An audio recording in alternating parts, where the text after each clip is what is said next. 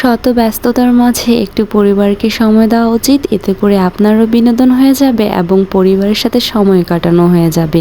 So আসসালামু আলাইকুম everyone, কেমন আছেন আপনারা সবাই? আশা করছি আপনারা সবাই ভালো আছেন। আলহামদুলিল্লাহ আমরাও বেশ ভালো আছি। তো আপনাদের ভাইয়া এখন একটু প্রচুর ব্যস্ত, যার কারণে আমরা কোথাও একটু ঘুরতে যেতে পারি না। তো হঠাৎ সেদিন ও একটু ফ্রি হয়েছিল, তাই বলল চলো আজকে আমরা একটু ঘুরে আসি। তাই সন্ধ্যাবেলায় রওনা দিয়ে দিলাম পীরগঞ্জের উদ্দেশ্যে। তো অলরেডি আমরা পীরগঞ্জে চলেও এসেছি। এটা হচ্ছে পীরগঞ্জের চৌরাস্তাতে, মেন শহর আর কি। তো মেন শহরের পাশেই একটা রেস্টুরেন্ট এবং হোটেল ছিল, যেটার নাম ছিল প্রিয়াঙ্কা। তো আমরা সেখানে গিয়ে কিছু খাবারের অর্ডার দিয়ে দিলাম। অর্ডার দিয়েই তো আমরা সবাই একটু বাইরে বের হয়ে একটু ঘুরছি আর কি, রাতের সৌন্দর্য দেখছি। রুফাইফি ওর আব্বুর কোলে, অত ভীষণ খুশি, আসলে বাইরে বের হলেও ভীষণ খুশি হয়ে যায়। তো এই তো আমরা গ্রিল, নান এগুলো অর্ডার করেছিলাম, তারপরে বার্গার অর্ডার করেছিলাম, মানে অল্প অল্প করে আমরা বেশ কিছু কয়েক আইটেমের খাবার অর্ডার করেছিলাম। তো প্রিয়াঙ্কারতে আমার সব থেকে বেশি ভালো লেগেছিল নানটা এত সফট ছিল যে আমার ভীষণ মেয়োনিজের সাথে খেতে খুবই ভীষণ ভালো লেগেছে।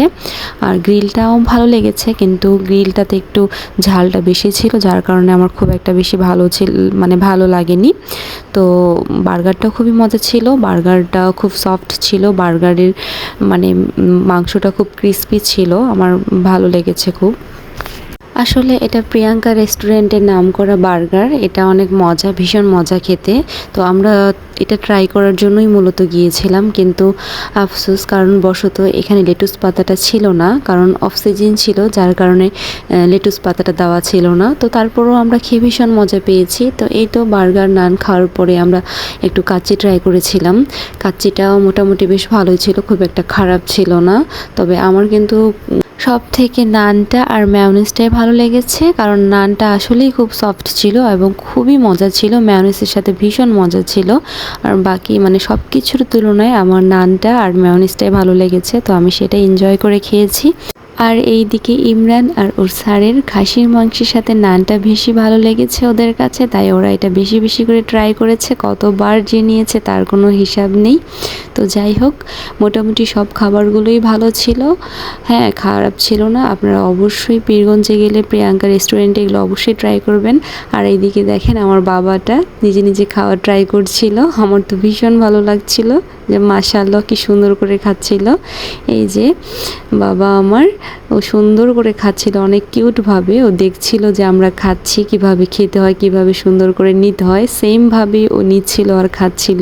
বিশ্বাস করবেন না, ভীষণ ভালো লাগছিল যে বাচ্চাটা কিভাবে সুন্দর করে খাচ্ছিল। আসলে আমরা খাচ্ছিলাম, খেতে খেতে ঝাল দেখে ওকেও আর দেয়নি, কিন্তু ও বার্গারটা একটু একটু করে নিজে নিজে নিয়ে খাচ্ছিল। এই যে মাশাল্লাহ।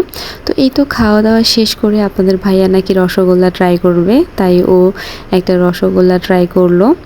আমরা অবশ্য খাইনি, কারণ আমরা ওই খাবারগুলো খেয়ে আমাদের পেট অনেক মানে ভর্তি হয়ে গেছে, যার কারণে একটুকু জায়গা ছিল না পেটে। তো এই তো খাওয়া দাওয়া শেষ করে আমরা একটু বাইরে বের হয়েছি। আর যাই বলেন না কেন, রাতের পরিবেশটা কিন্তু একটু বেশি নিরিবিলি হয়, আর নিরিবিলি পরিবেশ কিন্তু আমার ভীষণ পছন্দ, কারণ প্রচণ্ড রোদে আর গরমে আমার বের হতে একদমই ভালো লাগে না। তো সেই দিনের পরিবেশটা একটু ঠান্ডাই ছিল। তো এই তো আমরা খাওয়া দাওয়া শেষ করে একটু লাল চা ট্রাই করেছিলাম, তারপরে আমরা বাইরে বের হয়ে রাস্তার পাশে বাবাটাকে একটু গাড়ি দেখাচ্ছিলাম, কারণ ও গাড়ি দেখতে ভীষণ পছন্দ করে, তাই রোডের পাশে দাঁড়িয়ে একটু ওকে গাড়ি দেখিয়ে দিলাম। এরপরে আমরা বাসার উদ্দেশ্যে রওনা দিয়ে দিয়েছি। তো ভিডিওটা যদি ভালো লেগে থাকে অবশ্যই লাইক কমেন্ট করে পাশে থাকবেন, শেয়ার দিতে ভুলবেন না, কিন্তু আমাদের জন্য দোয়া রাখবেন। আপনাদের জন্য অনেক অনেক শুভকামনা ও ভালোবাসা রইল। আসসালামু আলাইকুম।